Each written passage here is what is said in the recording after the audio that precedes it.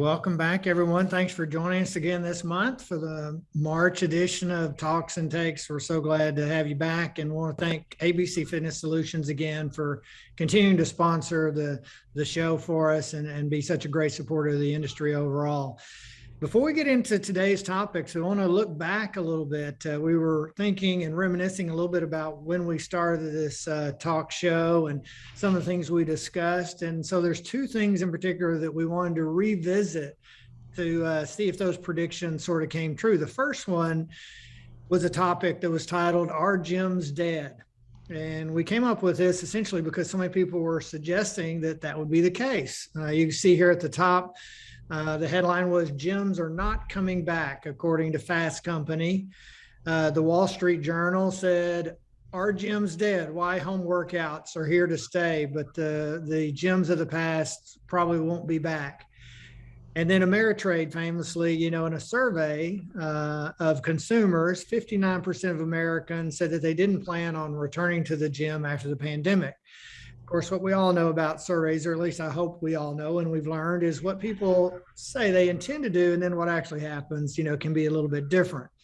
The one thing that did come true, IHRSA shared it research that 1 in 4 health clubs may not open in 2021, and that turned out to be right on the mark. Approximately 25% of health clubs in the United States have not reopened and they've closed, and that includes, low price, studio concepts, boutiques, and multi-purpose across the board. So that one hit the mark, but the rest, gyms are definitely back. I want to talk a little bit more about that in a minute.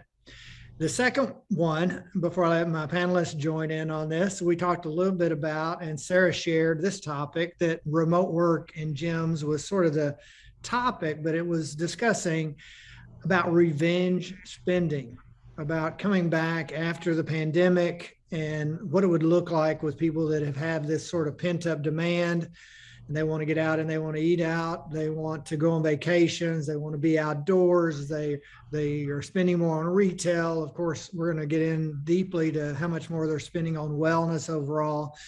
But those are two predictions that I think were worth revisiting. So let's talk first and let my panelists and colleagues weigh in on "Are Gyms Dead?" and how that's maybe not played out the way that some of the prognosticators thought. Jim?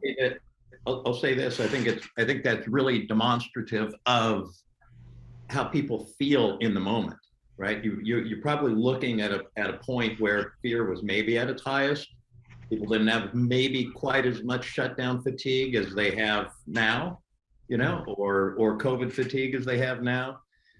But it's not like it's off by a little bit. I mean, it's horrendously off.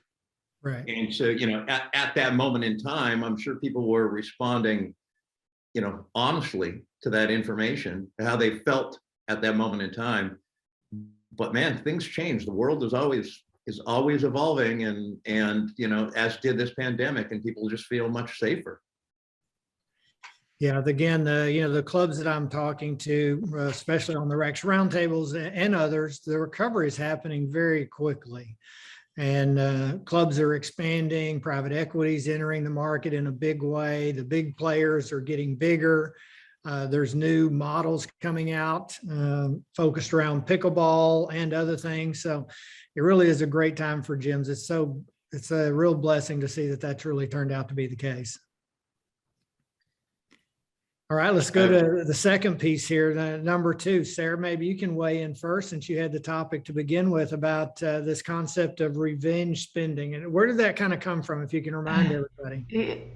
For me, it came from, I couldn't go into a shoe store and buy shoes. I mean, you talk 24 months without being able to buy shoes or activewear, and you have no place to go, so you don't even need them. But I think what people want to do is they want to come back.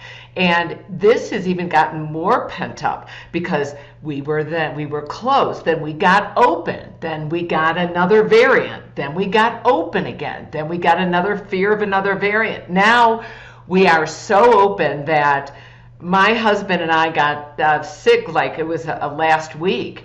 And I walked in the bedroom and I gave him one of the COVID tests. He looked at me and he said, I am never taking another COVID test as long as I live. So I think people are sick of it. People are ready to go back. And although we kind of thought it would be kind of one time and open door, I think this has been a little bit of a revolving door. We're kind of open, now we're kind of closed, now we're kind of open now. And I think we're getting to the point where people want to go back, they want to be active, they've got a little extra money, they didn't go to movies, they didn't go to restaurants, they didn't buy extra things during these past 24 months, and they're ready to spend. Yeah, I think there's this whole sort of undercurrent that people feel like, through the pandemic, I was not able to live the lifestyle that I sort of was used to and wanted to. And they felt maybe deprived just a little bit. And now coming out of it, they're like, oh, I deserve this. I've been in lockdown. I've been suffering with COVID and all the restrictions. And now I'm ready to have a good time.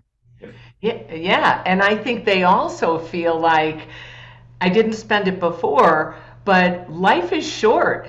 Like over 500,000 people have died, and I'm going to spend it now. Good point. Bill, what do you think about either the gyms or the revenge spending? No, I mean, when we go back to the gyms being dead, that was a topic that I think I had back in the day there when we first introduced it from the article. And, one of the things is, again, I keep going back to what business are you in? I know I say that statement a lot. But if you're in the renting fitness equipment business, you missed the opportunity. The opportunity was we're in the people business, right? With experiences. So gyms aren't dead because people need people, and a lot of people missed that interpretation. They looked at the industry as a place where people rent equipment and go to sweat versus a place where people go to have a holistic experience. And so not only do I not think they're dead and they're coming back with a vengeance, they're never going to be dead. But they will be different, and they will evolve, and they will innovate. So gyms are alive and well, and we're in a good place, and we just got to keep innovating. And Sarah's dead on. Pent up demand. I want to go out there and purchase and pay for experiences and go out there. Shopping is not just about getting the items; it's the experience of shopping. Dining is not just about getting food; it's the experience of dining. So there's my 2 cents. I'm excited about where we are, Brent. I am too. I think, the gyms, the health clubs have really, I think, cemented and demonstrated their value as a central point of community in the different locations that they're at. People want to come and get together and see their friends that they don't get to see otherwise unless they come to the gym. And that's a big part of what we offer for sure. Well, the next topic, Blair, is one we've talked about before, but in reverse, we talked about the Great Resignation and how people are leaving so much. But now there's some thoughts about maybe that wasn't the best thing to do. Yeah, it's interesting. Some of what you guys were just talking about shows up in some of this research. A lot of people remember, some people resigned, got a new job. We said early on in this, look, people aren't resigning and going to Mars. I mean, they're referring to this now, at least Muse that did this research most recently says 72% of people that resigned are regretting it, have some level of regret about doing this. And in some cases, they had to relocate, and they relocate and now they're working partly remote, relocating, and now they're missing the friends that they had at the previous workplace. And so there's a lot of things on this resignation. By the way, I'm going to just going back on the revenge spending thing. Because I think it is a perfect setup. Sorry, I'm going off script here. Revenge spending comes from the culmination of World War I, a pandemic, prohibition, the Great Depression that stifled us. That then comes into the Roaring 20s. The Roaring 20s. You saw a ton of revenge spending that drove the Roaring 20s for the exact reasons you guys are talking about. And that revenge spending created the back half of the 20s, was known as the golden 20s, because there was so much wealth created from the revenge spending. Anyway, that's where Thanks for the history lesson, Blair. Thanks. That's where that term came from. Okay, so Gen Z is the biggest impact on the resignation regrets comes from Gen Z. And 48% of the 72% are suffering from what Muse calls shift shock, where it's just way different. It wasn't what they were told in their interview it was going to be. They're more likely to stay. They rank the top things. These are going to sound like the usual suspects. To get people to stay, good benefits was number one, followed closely by these four. There has to be a values match. The company thinks like I do. Purpose beyond money. It was really, these three are tightly coupled at the top. Some sort of career path for me, so a way to develop. And oddly enough, the last one up the top, 5 was strong brand recognition. They want to go to companies with strong brand recognition. So that had me thinking a little bit about, as so much of our industry were small businesses or medium businesses, and I don't know if we can pull off all of those things as a small business, but you sure can pull off this idea of values match being purpose driven. And right. So those things, if we're not hitting on all cylinders there, I mean, we're missing out, and we sure should be. I was having this very discussion with some club owners just yesterday. In fact, they were talking about some of their employees going down the road and working for somebody else for, 50 cents more, $1 more per hour, entry level employees. And they weren't looking at the place they were going, didn't have a 401k, wasn't purpose driven, didn't have this sort of rewarding, uplifting environment. And they just made the choice on a very superficial, 50 cents more, $1 an hour. And we had a discussion about, there seems to be a lot of short-term thinking and the grass is greener attitude right now. There was a recent survey done by Pew, and it was just done February 7th. It was just done last month.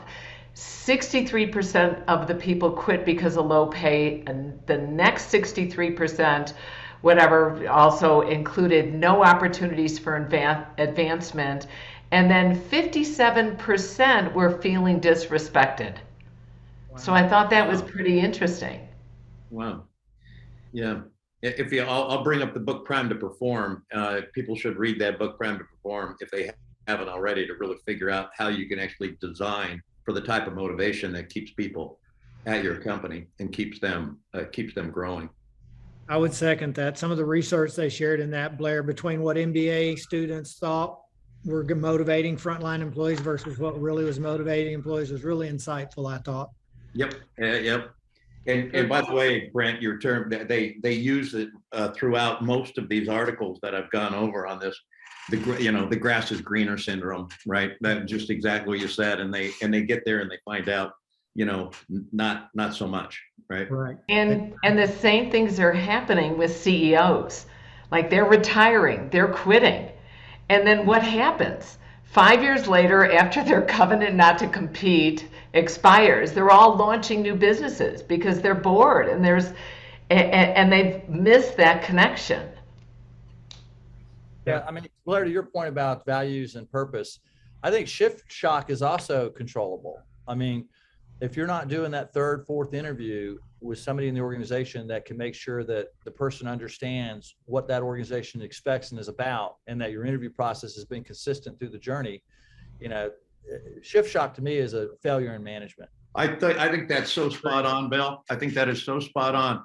There's a point. I mean, you want to be so real about what your company is, and then as people come into your company, it better be authentic and be exactly what you said it was. And if there's a disconnect between how you're onboarding and what people discover once they're, in the daily operations of your mix, you're going to end up with high turnover and or disengaged employees, unhappy employees. It's fraud, right? You're basically misleading somebody. It's like when you used to be on the dating profiles and you would use my picture instead of yours until you met the person. It wasn't me. I know. God. You're setting up. Anybody to call me. You're setting up a situation where it's based on dishonesty right out of the gate, right? So you can't do that with people you're hiring, right? Well, it's also that unfortunately what's happening with different generations is we used to at least be able to expect somebody to stay for a year in a job, and now apparently it's 6 months. So what has caused that? Is it because you see this oh my gosh, we could be shut down at any time, and or is it just a lack of loyalty to the younger generation? Yeah. All right, Bill, maybe that's a good segue to business with a twist. This is another one we had talked about many, many months ago, and you gave us some really great examples of how people are being creative. Yeah, I'm getting a little static from somewhere. Yeah, so we've all probably read Blue Ocean Strategy at some point in our careers, right? About red oceans and blue oceans and Cirque du Soleil and Southwest Airlines and businesses that retooled their basic premise. And some were, some twists are small, some are big. Hair salons that cater just to men and shine shoes and have whiskey. Women's salons that cater mostly to women and have champagne and trunk shows. And, like all these different little nuances to taking existing mature businesses and making them a little bit different. Guys, we've talked about Topgolf before. Topgolf, your one-stop shop for hole-in-ones and a whole lot of hole-in-nones. We've got a ton of bays, a few bars, and plenty of fun to be had. You don't have to be a golfer to go to Topgolf. They've taken golf and used it as an excuse to get people together to have a good time, and golf just happens to be the vehicle. Brent, you shared with us Chicken and Pickle, in Texas. Got into another conversation with a colleague yesterday about Chicken and Pickle. Good food, good friends, good fun, outdoor, indoor, TVs, ping pong, Jenga, fire pits, pickleball, pickles, chicken, a cornhole, another experience that they're taking pickleball to a whole different place, and pickleball's the vehicle to have an experience and fun with all this other stuff. Hash Kitchen I've talked about in Arizona, it's a creative breakfast and bar, turntables and mimosas, eat, drink, and be merry, spelled Mary as in Bloody Mary, home of the original build your own Bloody Mary bar. You go into this joint and you got a live DJ, you got a Bloody Mary bar to die for if you like Bloody Marys, build your own, mimosa bars, families are there, patio. They've taken brunch to a whole nother place and level using music and a party atmosphere as a vehicle to bring people together besides just eating. And this list goes on and on and on. And so when a business with a twist, what can we do as an industry to look at ourselves in a different way?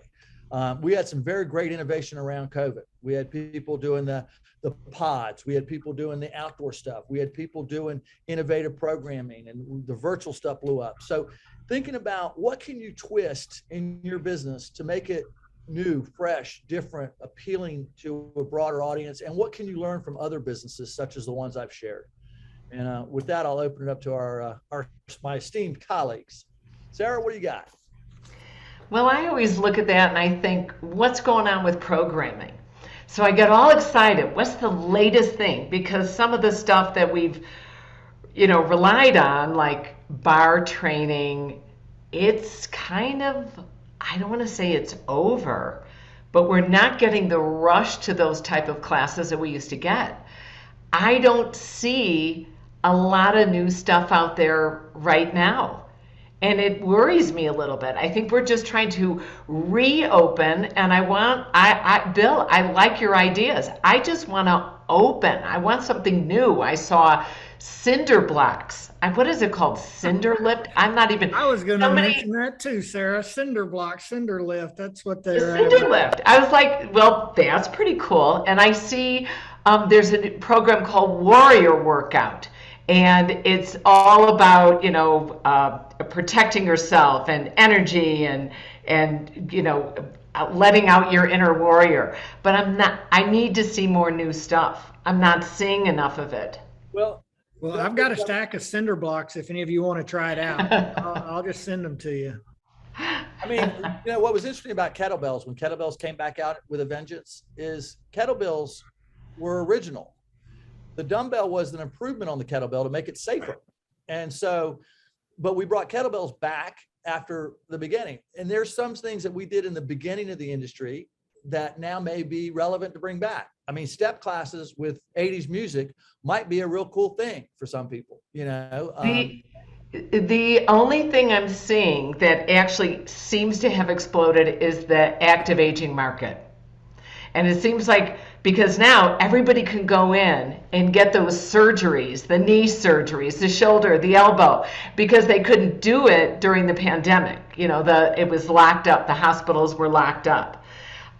So I'm seeing a little bit of rehab, and I'm seeing the active aging, because people are doing nothing but living longer, and now they see the value of exercise. Yeah, I could see Maybe that, and I'm hoping that one continues to grow, because I think we've all seen a big shift just coming out of the pandemic of the median age of our member, has gone down quite a bit. And I was talking to my really good friend, Scott Gillespie, the other day at Saco Health and Fitness. And he's FaceTiming me, and it's at 3:00 in the afternoon. He says, "Hey, I got to show you something." And he's walking through his club, and it's full of teenagers. And he said, "I've never had this before." And now that's pretty exciting. Usually a slow time of day.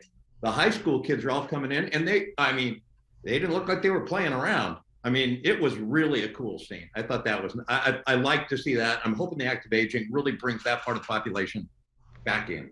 Well, in the active aging, just a quick point on that.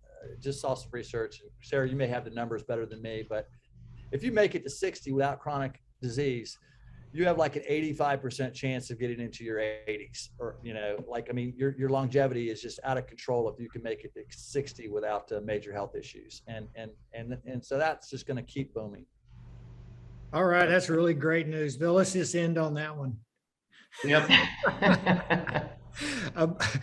So drop the mic. All right, Blair, tell us what we should really think about the lockdowns. Oh, good Lord. I don't know. After looking at all this, right? So it didn't get much press, but two economists at Johns Hopkins did a meta-analysis. They started off, they looked at 18,590 studies that they screened about lockdowns. They used kind of a broad terminology for what a lockdown is. And then they narrowed it down to 24 studies that they did a meta-analysis on. And most people would agree that these meta-analyses are important to do, a study of studies. The conclusion that they came to was that the lockdowns had little or no impact on deaths from COVID. Now, dig into that and you'll find a lot of criticism of the meta-analysis. There's a lot of groups. When I first started to look at that and who was criticizing it, some of them were on health boards and policymakers that set the lockdowns, right? So then you start to think, okay, they were the first and most vocal from the UK, from the US, that are kind of, breaking apart this meta-analysis that Johns Hopkins, that these two economists from Johns Hopkins did. And then you'll find other people out there saying, no, this is actually real, but nonetheless, it didn't get a lot of press out there. They do say in there, and they show they have a graphic of it, that shutting bars and restaurants did work. They think it had about a 10% effect, but that was the only sector that they felt had an impact. You can kind of see that, right? I mean, like early on in the first lockdowns, how did we get bunched in there?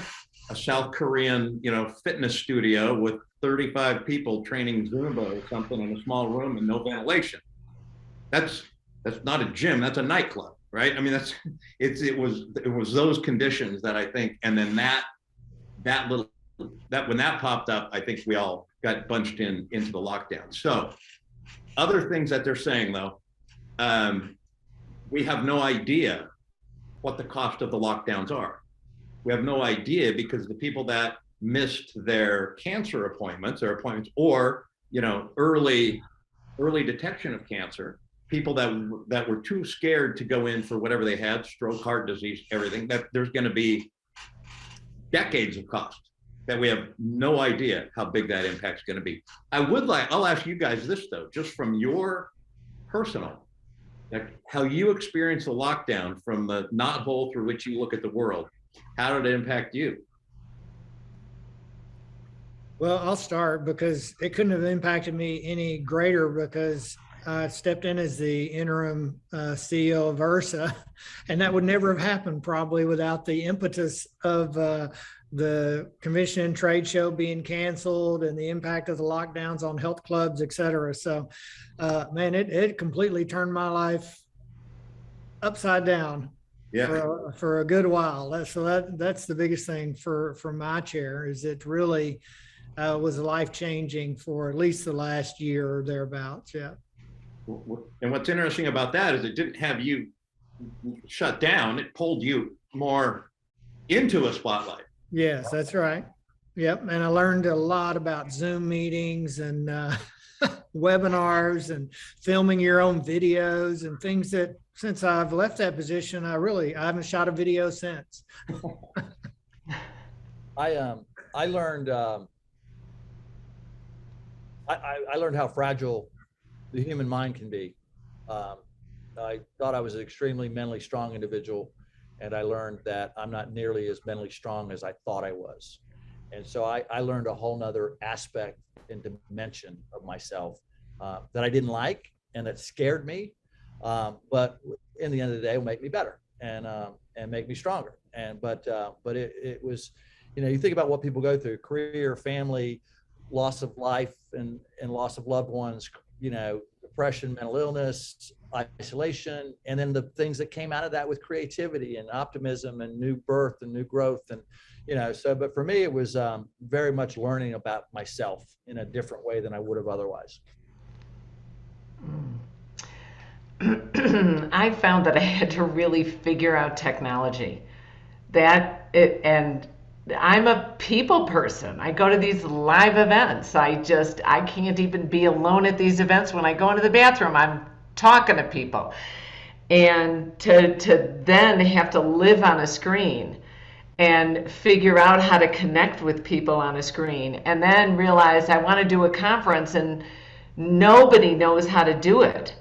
And one of the things that I really enjoyed was I felt like, that saying, we're all in this together. And I'm thinking SCW, and we're trying to, and it was Brent that really pulled SCW and IHRSA together.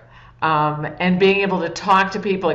We did a lot with CanFit Pro, and working sometimes with competitors when you're just driven, you don't connect with them, and then you're forced to settle down.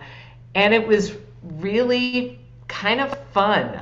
All right, that's not very healthy, but for me it was a little bit fun. I got to connect with people and bridge some gaps. I enjoyed it. Yeah, I think that, I think it impacts everybody. I wonder if we really know, we'll know even in ourselves what the impact has been for a while. Things, I would say people get unfit incrementally, and that's how you get fit, is incrementally. I think that happens mental wise too. You're not comparing yourself to a year ago, you're sort of comparing yourself to what you did yesterday. And so I think it happens incrementally. Interesting, and then I'll move on to get onto the social media here. But what Bill was saying, as Bill was talking there, I'm kind of recognizing myself. I think I saw some of that in myself too. My temper getting, gradually shorter and shorter and shorter and shorter and shorter over the last 2 years. So anyway, thanks you guys. Yeah, thank you, Blair. And we've got social media, and we're gonna, we're gonna start with the video.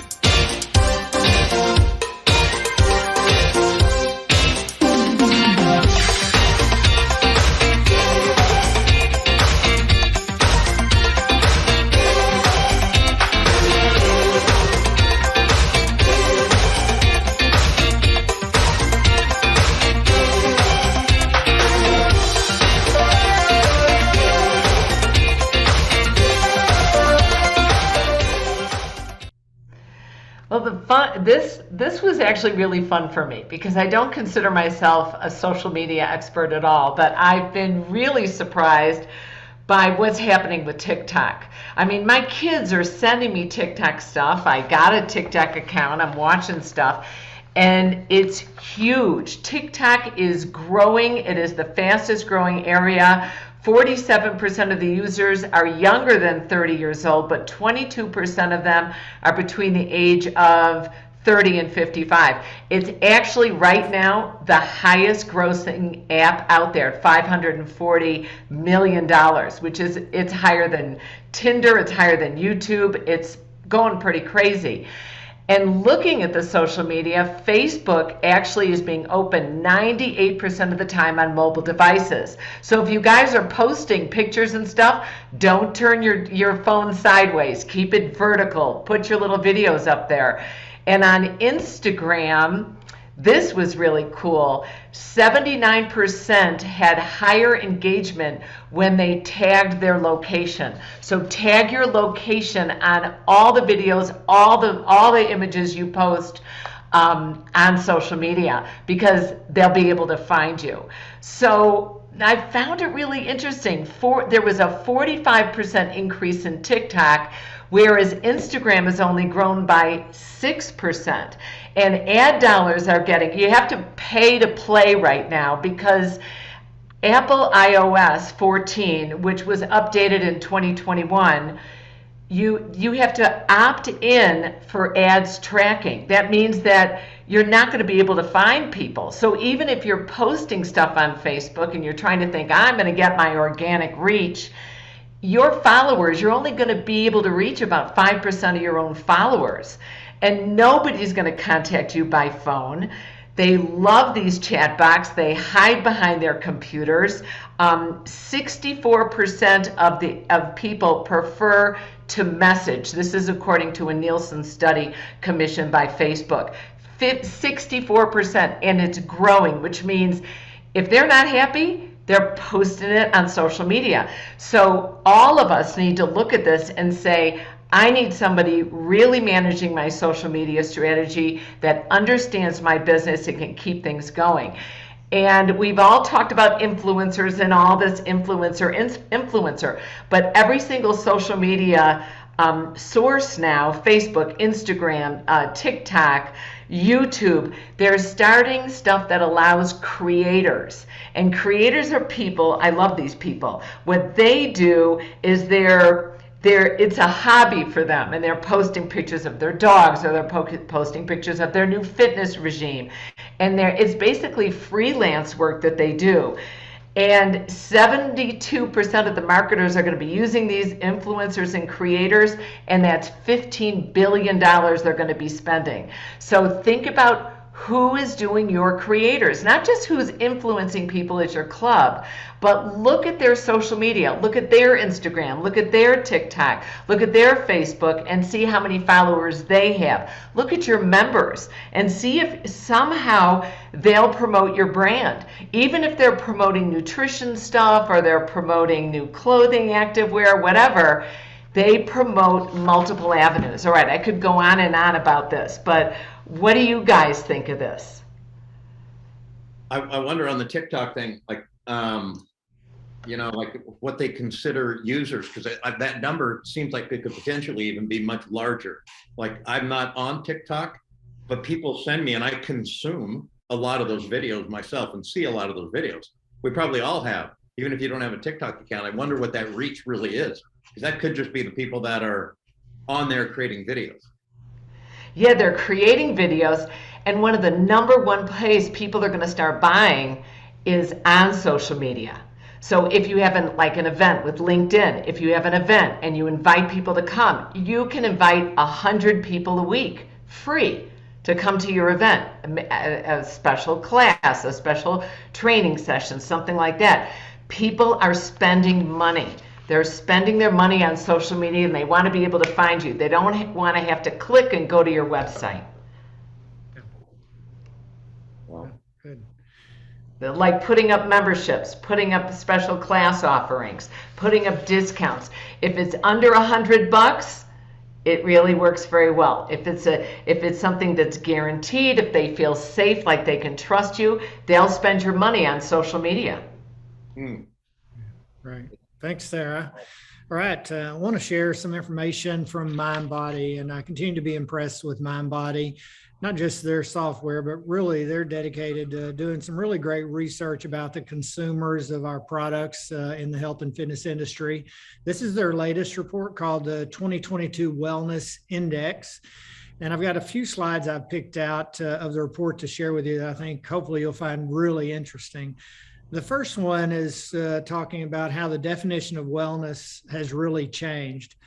And specifically, it is encompassing now more than ever mental as well as physical and also the spiritual dimensions, with 78% of those surveyed saying wellness is more important than ever to them. And this matches a lot of the other surveys that we've talked about over the course of the last year. There just continues to be this really heightened awareness around physical activity, being active, maintaining good health, mental wellness, movement, all of those things. The next slide shares a little bit of information about the reasons that people are more focused on health and wellness than they had before. Number one is they want to improve their health. Two, they want to live a long and healthy life. Number three, they want to be healthier so that they can do other things that they're interested in, which that might be, doing things with their children, taking active vacations, playing sports and recreational activities that they enjoy, whatever those things might be. The next one is about, consumers are realizing, I guess, that wellness isn't comprised just of fitness alone. I touched on this on one of the second slides, but here it really comes into very clearly what they're thinking, and that is mental wellness has moved up to be the number one thing that people are hoping to achieve through their physical activity and their movement, followed by physical wellness and spiritual wellness. And that's been a change, which the next slide shows, from the past. Consumers now are seeing themselves and understanding that being physically active really can help them be less anxious, help them reduce their stress, help them avoid depression or overcome depression, help them live at a higher state of what they perceive as well-being. And it's about movement. So it doesn't have to be something that's really hard, that's really strenuous, or a HIIT class or a marathon, but something that gets them out of the house, gets them moving, and helps keep them active. And then the final slide I wanted to share was about how those attitudes have changed about working out. And the top reasons that this survey found people listed for working out pre-pandemic compared to post-pandemic. So pre-pandemic, the number one reason people worked out, no surprise, because we've talked about this in our industry forever and known it, is to control their weight. Post-pandemic, the number one reason cited was to reduce stress. That really is a big switch. Number two, pre-pandemic, to feel good. Number two, post-pandemic, to feel better mentally. Again, something tied to this mental wellness concept. And then third, pre-pandemic, live a long and healthy life. Not so different than number three, look better physically. People have mentioned that a lot, of course, pre-pandemic as well. But those top two especially, and we can stop sharing the slides now, Christine, but I think it goes back again. We've talked so many times about how this attitude around being physically active has shifted a little bit to recognize and acknowledge the impact it has on people's stress, their well-being, their sense of feeling good about themselves. And as Bill was relaying, his story, and Blair, and I'm right there with him. We all, I think, went through the pandemic, and at least our anxiety was probably up a little bit. Our tempers may have been a little shorter, as Blair pointed out, and people just dealt with it in a lot of different ways. And there was a lot of pressure on a lot of people. The main question I hope to get out of sharing this with the audience today, though, is we all know this inherently, that being physically active and coming to the club helps reduce your stress and anxiety, but are we really focusing some of our marketing efforts on using that as something to bring a population into our gyms and clubs that may not have visited before? That's what I hope that we gain from this, is not just an understanding it, because I think we know it, but how might we incorporate it into our offerings? And we talked about this during the shutdown, the study we did with Clearview. It's clear that this is the message, that next 5 to 10% that hasn't been coming into gyms, that the next 5 to 10% want to hear. And I would make my pitch right now for IHRSA to build up a big fund and hire Adele as our industry spokesperson. You haven't heard her interview when she talks about lifting weights and how she's fallen in love with doing deadlifts. And she only did it for her mental health. The only reason she did it was to reduce stress. She said, I ended up losing weight and now I just love deadlifts. I can deadlift 175 pounds. And she says she's become a junkie to going, I want to go to the gym. It's a thing of beauty, right? I mean, it's just probably a little expensive spokesperson, but there's my pitch. Yeah, I like that. Well, I'd be remiss if I didn't at least remind everybody again from last month, I mentioned it, but IHRSA in combination with the John W. Brick Mental Health Foundation has put together a toolkit that has research, sample programs and ideas for if you want to pursue this topic and offer some programs in your club. It's free. You can reach out to IHRSA and get that resource. All right. Can I make a point on that? Yeah, please, Bill, go ahead. Oh, mental wellness and shift. You know, we have a positioning issue with our industry, but we can't position our way out of what we aren't. So we got to be it first. If we're going to shift towards those wellness, mental, focused areas to get that next 5 to 10%, we've got to change how we have looked at things and done things. And we've all said that in the past on this show, but you've got to be it first, and then you got to tell it, and then you got to promote it. And what we got to do is we got to build people's confidence in using our product. People aren't confident. They're still intimidated what we are, what we do, and how they will interact with us. And so in this messaging, in this building programs, in this building activities, we've got to build confidence for the consumer to engage in movement and health and wellness. And I just wanted to kind of highlight that because it's a programming, product, positioning problem, not one or the other. It's all of the above. That's Yeah, right. we're going to touch on that on the industry image here in just a minute as well. But Blair, first I want to come back to you with the project 435. Okay, the great quote was from, I forget, it was I think it was Stephen Covey to the CEO of Campbell's Soup when he said, when he took on his new role, and he said, you can't talk your way out of what you behaved your way into, right?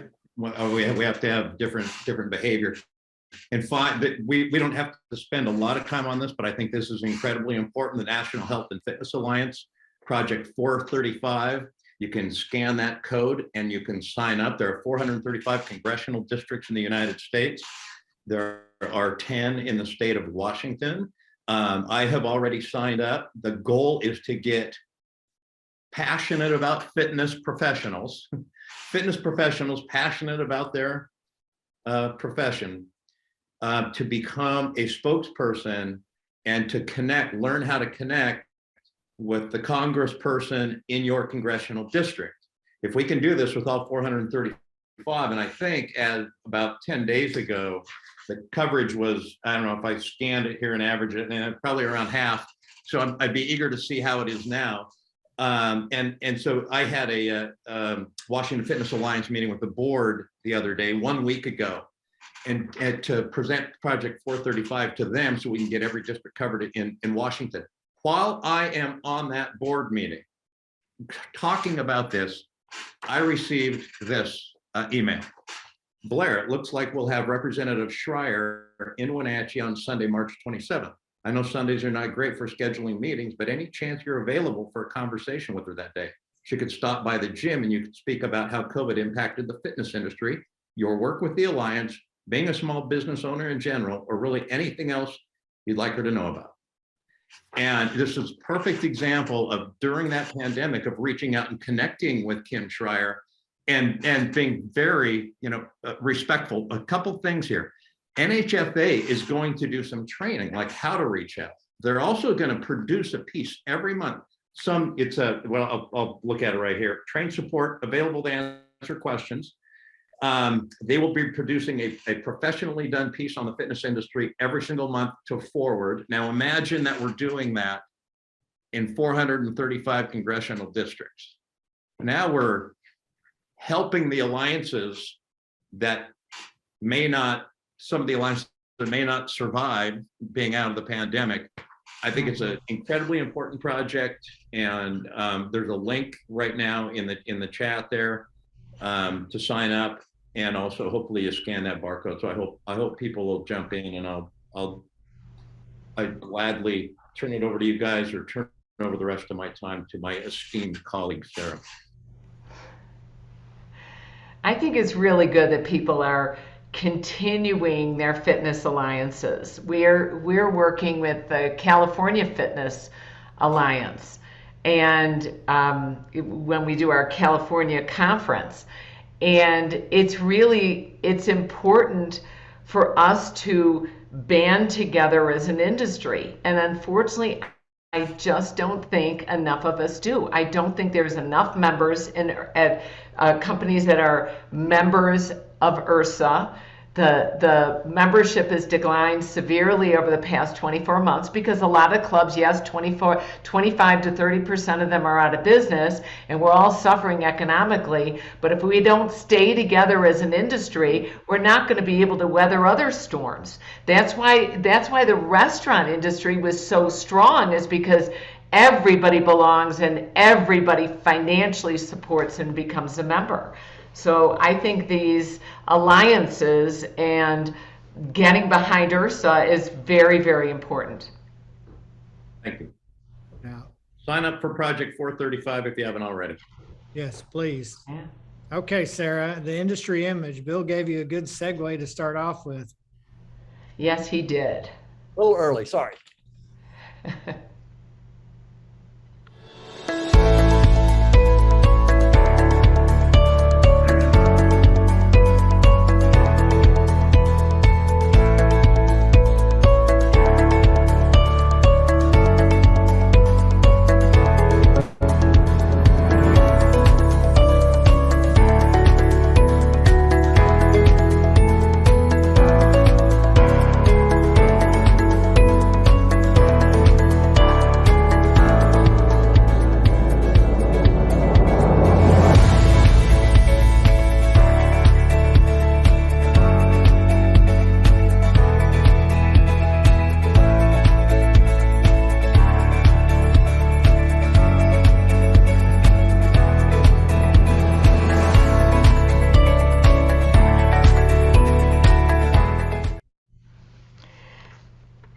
This was pretty inspiring to me. It started because I went to buy a new cell phone. Okay, I dropped my cell phone, it had bounced and it fell into the pool. So not only had I cracked it, it was just whatever, that's just me dropping things. So I went in actually to the Apple store, and they were very nice to me, but I ended up going into my AT&T store because they said they'd give me money back for my phone regardless.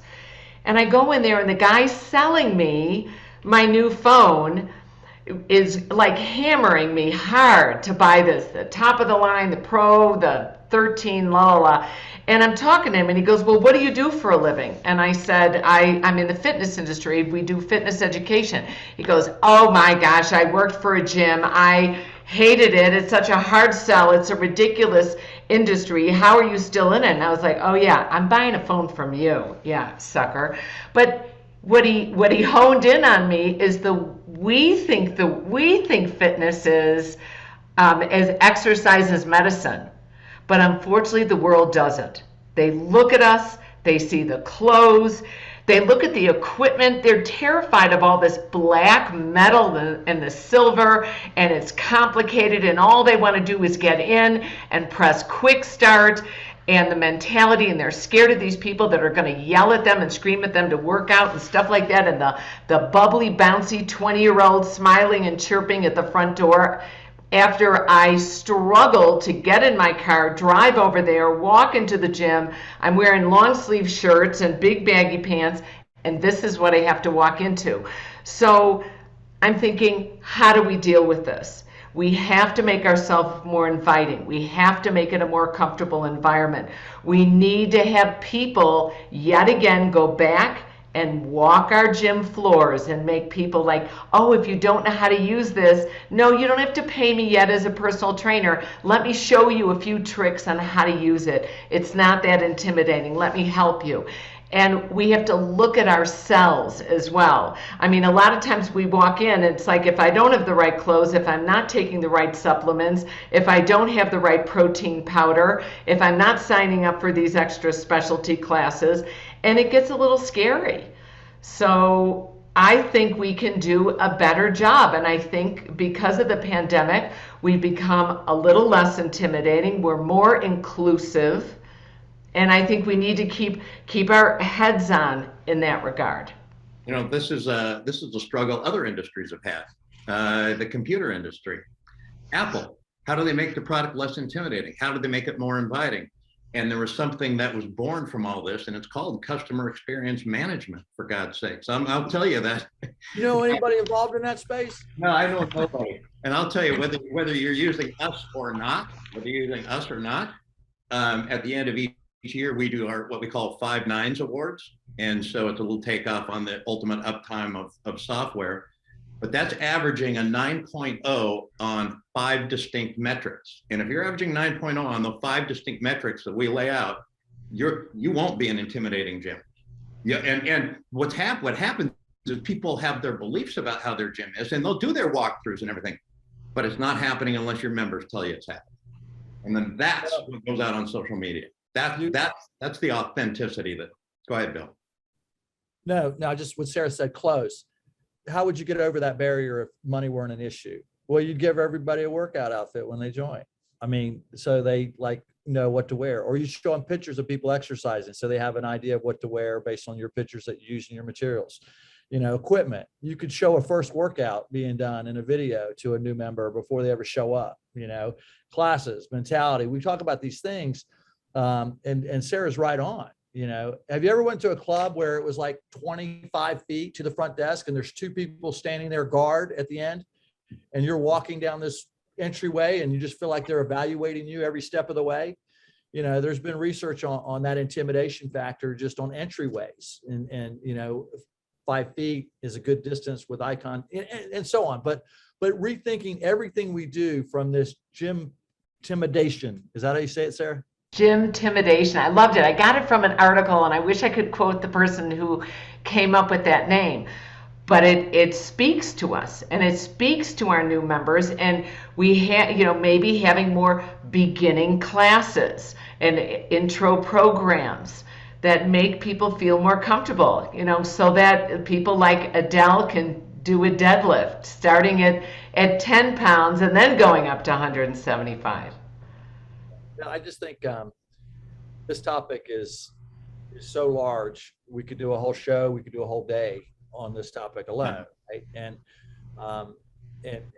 just, you know, looking at it back from the very, very beginning. And you know, I just think the research that's been shared on why people don't join and these issues, I mean, they're not new, but we seem to still not be making a lot of positive stride. Well, not be making as many strides as we can to overcome them for that next segment of the population.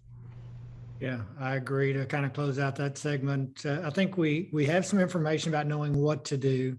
To Blair's point, if we really are serious about listening to the customer and reacting to the customer feedback, we can make great strides in changing that dynamic. But we got to look in the mirror. We can't look out the window and blame other people. We've got to look in the mirror and reflective on who we are and who we present ourselves to be, as Bill said earlier. Yeah. Well, okay, Brent, Bill, I'm going to throw it back to you for the global marketplace. Well, can you, Brent, just do one more resource plug on why people exercise with the materials IHRSA's created, because that fits right into this topic. Right. Can you just give another IHRSA plug on that resource? Yeah, the resource is a research project that was done with Clearview Insights. It's called the Reconnect campaign. There are videos that are pre-done for your staff to see, to understand them. Highly recommended that you show those to all of your marketing team so they can use in their marketing material.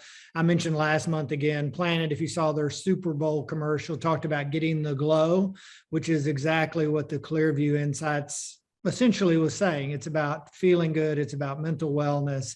It's about immediate rewards and gratification from working out, not long-term results.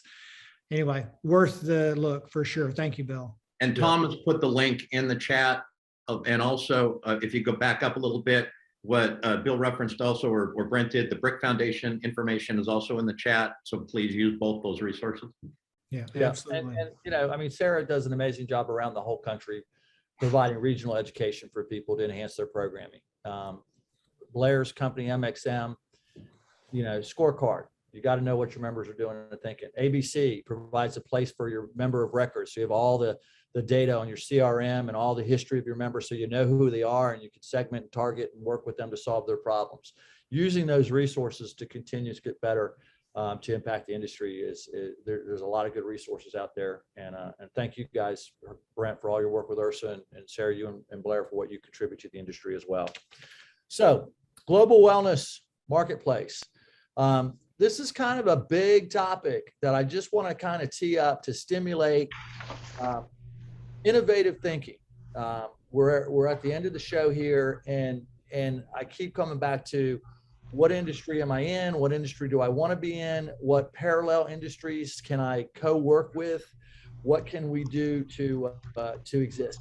Fitness activity, counting all avenues, is estimated to be $738 billion. That's not very small, but it's only a piece of $4.4 trillion, right? And so look how big personal care and beauty, the spa industry, the aesthetics industry, the salon industry, the injectables, the lasers, so on, $955 billion. The nutrition and weight loss industry, $946 billion. And you go through these different avenues, you know, medicine, public prevention, mental wellness, tourism, wellness, real estate. You go through all these different things, and you see that we're one cog, a pretty big cog, but not the biggest, in a big world of space. And I just keep coming back to challenging us. What can we do with other ancillary services to create a holistic lifestyle experience for our members and our customers? And that could be in any one of these categories, or multiple categories, or some different categories. But I just think that our industry needs to continue challenging itself to evolve. And evolution and innovation require looking at things a little bit differently. And so, you know, looking at that entire customer from the lens of what do they do? And I think it was one of my esteemed colleagues that brought this up in a previous show. It's not about the 1 hour they might spend with us. It's about the 24 hours they spend living their life. And so if you look at people from that 24-hour lens, from a lifestyle perspective, where can we evolve, grow, enhance to be a part of a bigger economy than just a physical activity economy? And I'd love to just kind of open that big topic up to our panelists, and also have you watching think about it differently, think about it innovatively. You know, business with a twist, twisting outside of our normal paradigm of what our industry is. Yeah, on our Rex Roundtable call the other day, we had a lot of discussion about the recovery, you know, and we're seeing, you know, so many of the clubs on our roundtable are really starting to really invest in that recovery space, and that then is driving more R&D by the companies that are doing recovery, like Theragun and IHRSA and Hydra Massage. And I think there's going to be a lot more opportunity in that space. A lot of clubs, even some big chains, really investing heavily in there. And I see that sort of, you know, moving out of physical activity and, you know, kind of poking into one of these other bubbles just a little bit, you know, and I wonder if that couldn't be a strategy here too, is that you don't have to like grab one of those bubbles and do it all, but there might be something that you could do very well to just start to, you know, that matches your strategy and your brand, to start to poke into some of those bubbles. And that's like becoming a partner with a healthy eating and nutrition and weight loss program. Maybe partnering with them, hiring a nutritionist to run programs that maybe they meet every Tuesday night to talk about, you know, proper ways to eat and how to integrate the physical activity.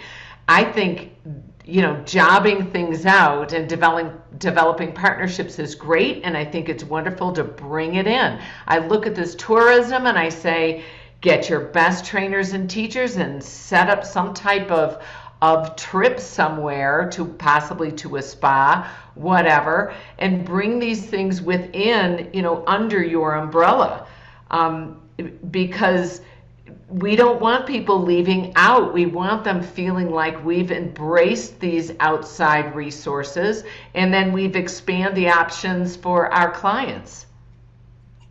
Exactly. And I wonder if you couldn't do, like, when on that topic, Sara, what do you think, like wellness tourism, I wonder if you couldn't do some kind of miniatures of that in your own community, right? Like, it doesn't necessarily have to be to, some spa in Mexico. Maybe it's just simply going across town and with a group and a leader and hiking a different area that they would normally get to ever do. There might be, yeah. Absolutely. Or taking people on a walking tour. If, let's say, you live in a more congested city, you can go from restaurant to restaurant, trying different healthy options, and possibly going from spa to spa, day spa to day spa, things that you can integrate. And we've talked about this before, but lifestyle coaching, oh my gosh. You don't need to be licensed or certified. It's important to get certified. Obviously, I believe in that, but it's bringing it underneath, into your brand, because people want it and people need it. I love the idea of a walking tour. I love the idea of taking people on hikes. Obviously, you can do that like every day of the week in your area. Thanks, Bill. Yeah, good job, Bill. Thank you for that. You want to give us a wrap up of the meeting as usual, Bill? Are you ready to do that? I think we spent good detail, but I'll give a real quick one. We talked about predictions revisited. Gyms aren't dead, and IHRSA nailed it with the closures. Unfortunately, it was high number, 25%. The Great Resignation by Blair talked about Gen Z, 48%. Why do people quit? Shift shock, values match, purpose not aligned, career path, and strong brand. So, the first four you can control completely, and strong brand, you can tell them they're a part of building it with you, even if you're not a strong brand at this, or known brand at this point. I kind of went over the business with a twist. I think we hit that hard twice there again with the global market. So I won't spend much time, but there's links in the chat box of the businesses we cited. In impacts of lockdowns, Blair again shared that with us. And he said that it looks like the research shows it wasn't effective to do all these lockdowns. Might have been 10% effective. And it might have caused all kinds of unheard of or unknown problems. People missing their appointments with their doctors, people missing cancer treatments, people not even getting diagnosed with illnesses that if they were caught earlier would have had an impact. So we don't even know the outcomes yet on a true basis for this whole thing. Sara came in with social media, paid advertising, paid media, and the impact of TikTok. And huge. She also went into lots of other areas. Smaller networks are going to be critical. People are going to be migrating away from the phone. People, 64% want to use messaging versus phone calls, and that your media, your social media, and your online strategy needs to be part of your whole marketing strategy, and paid ads have got to be a part of that component as well. And she did a great job going through, all of those areas revolving social media, and I think we have a video in the link as well. Brent took us through Mindbody Trends. What's the definition of wellness and the shifts there? And the shifts were from weight loss to stress management, feeling good and feeling better mentally were shifts, longevity to looking better, which is pretty similar for number 3. But how health, life, focus, mental, physical, and spiritual are the components that people have migrated towards. Blair gave us an update on Project 435. That's the congressional districts. We all got to get involved in that. There's a link in the chat box and a QR code. Let's all get involved in that. Sara took us down a journey of industry image, which we could have spent a lot of time on. Look at all the intimidation factors so you're inclusive. And she gave us those gym intimidation aspects. We'll get that right one day. And then I brought us to conclusion with the size of the global wellness market, and let's expand our bubble and our sphere of influence to be a part of something bigger than just the traditional way we've looked at our industry. There you go, Brent. Yeah, thank you, Bill. Very nice. Good job. Appreciate that as always. Before we get to answer a couple of questions, I have a couple of comments I think might generate some discussion. One is a little bit anecdotal, and it speaks to the lockdowns again. I thought that was a great topic, Blair, the impact that those have had and how far reaching that is, and the unknown, really, that's yet to be, the story's yet to be told on the final chapters of this whole thing, of course.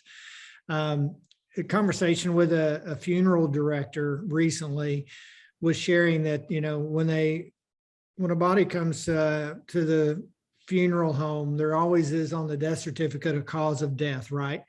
And he says that over the last year and a half, this really high percentage, I don't remember the exact percentage, is attributed to COVID. And there's less attributed to heart disease, COPD, stroke, any other all causes of death is going way down as far as how it's being recorded. And that's driven to a large extent, of course, because the insurance is much greater reimbursement if it's related to a COVID death. So I think it's going to skew statistics. There's going to have to be an asterisk, right? Kind of like steroids in baseball. Like there's got to be an asterisk besides some of these numbers going out into the future, unfortunately, which really isn't telling the whole story. Yeah, I mean, if you had a fatal illness and you had like 2 weeks to live, and you perished in a car accident, it would be listed as car accident. But you've only had 2 weeks to live based on the disease you were dealing with. So I think we're having that. There's a lot of diseases that people were trending toward fatality, but COVID brought it accelerated, right? Yeah. Okay, and here's the second one, and that is based on what's been going on in Russia and Ukraine, and we've been hearing about how Russia is conscripting the young men of Russia, right, into the military, as is, Ukraine is asking the men to stay there as well. That's caused a tremendous spike in young men and women in the U.S. looking to see what's U.S.'s policy on the draft and conscription over the last month. It's spiking, and it crashed the website because so many people were investigating that. Yeah. One interesting thing that relates to our business is that the military has said almost 50% of the available population that would possibly be able to be drafted or go into conscription, that 18 to 20, 22, 23-year-old, 50% wouldn't be eligible because of their health condition, primarily obesity. So not that the U.S. is going to do it, but even if we were, half the population would not be eligible because they're not fit enough.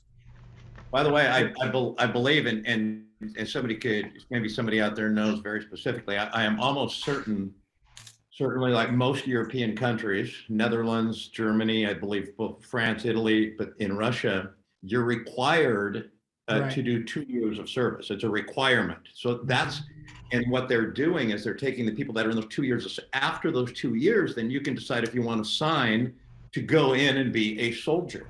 What they're doing is they're taking the people that are in in their 2 year and conscripting them. So they're saying, wait, I didn't sign up for that.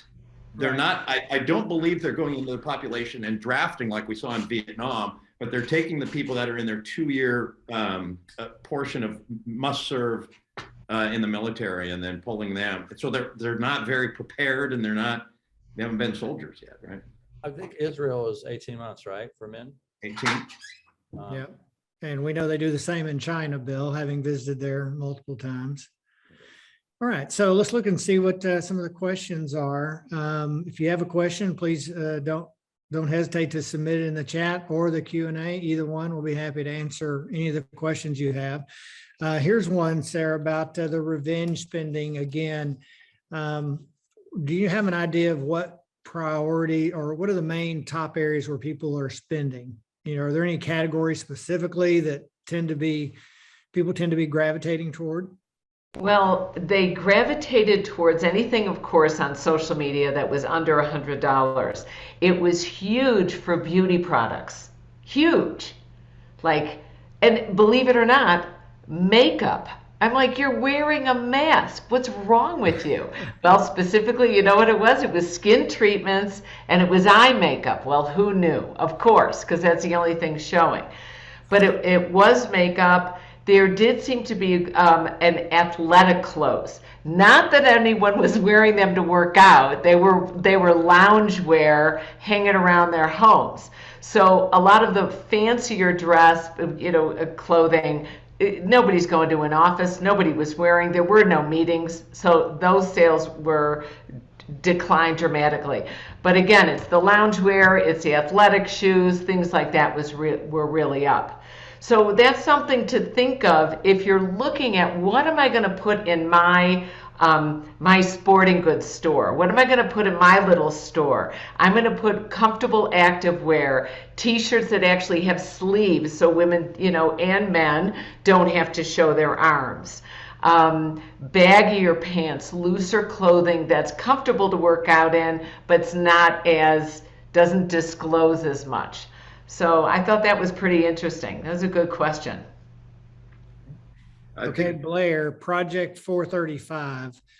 I got the concept. They understand the need. Looking into the future, what do you think the next big thing we'll need to, talk to Congress about and try and get their attention on? I think it's going to be more taxes. I think it's going to be, potentially, especially states that might not have a sales tax on fitness. We do here. I think that's going to be part of it. I think there's going to be more potential aid that's out there, probably less in the form of grants and that, maybe more in the form of some relief in some areas, and we need to be in any of those conversations. Certainly the FIT Act is probably number one right now. I think that is the one that could help our industry the most. It's been out there for a long time. Jim Worthington has done so much work on that. Actually, you guys, really, it's Linda Mitchell that does the work on that. And Jim would say that also. I know I would. Yeah. I know I would. But that's a really big one. And if you don't know about the FIT Act, I believe on IHRSA website there's information about it. It could have a big impact on the whole industry. So that's one thing. I'm gonna talk to Kim Schreier this Sunday about the FIT Act. Yeah. It's very, very important, and I don't think the general public understands it. I know that instructors and personal trainers don't understand it. They don't understand that if I can pay my health club membership with pre-tax dollars, that's like cutting my membership in half. Because, the 30 to 50% of my money is going straight to the government, and so it makes that cost so high. I also think with 435, we have to look at insurance, that insurance companies need to cut a break to those people who have health club memberships and are coming twice a week. I think it's important. I'll throw this in there too, just on a summary of the FIT Act. I believe it's evolved since it was first introduced years ago, but I'm just reading the summary on it. Personal health investment today is what FIT means. It'll allow Americans to use pre-tax dollars, flexible spending accounts, and health savings accounts to pay for health club memberships, fitness equipment, exercise videos, use sports leagues. That could have a huge impact. Personal training, small group training. Yep. Right. Yes. Right. The other thing that I find very interesting of 435, and I read it on the IHRSA site, they talk about coming together as an industry, and they included YMCAs and not-for-profits. And I think that's very, very important. The YMCAs are just embedded in our communities. And the people on the YMCA boards are the higher level bankers, the lawyers, the business people in the communities. I think they have great influence. Maybe I'm off brand here a little bit, but I think it's very important to embrace the Ys. I don't think you're off brand. I think there was a time where that may have been the case, but I think now that's another outcome of the pandemic, talking about the shutdowns and the lockdowns and what that's translated into. It's made us all realize as you shared earlier, we have to come together as an industry. It doesn't matter whether you're a boutique high volume, low price, a big multi-purpose, you know, a studio, a YMCA, a JCC, a hospital-based facility. You know, we all want the same thing, which is a healthier, happier population in the end. And we need the government to help us with that in whatever way that they can and will. All right, well, this that brings us to the end. Bill, you want to make a closing remark before we sign off? No, I was just going to say it's not just the Ys. It's hospital-based nonprofits. It's JCCs, Jewish community centers. It's Boys and Girls Clubs. It's everybody trying to help move the nation forward. Absolutely. Well, thanks everybody for joining us again this month. We'll be back again next month. That'll be April. We look forward to seeing you again. Thanks for tuning in. Thanks to ABC Fitness Solutions for continuing to support us. Have a great rest of the week, everybody. Thank you. Thanks, everybody.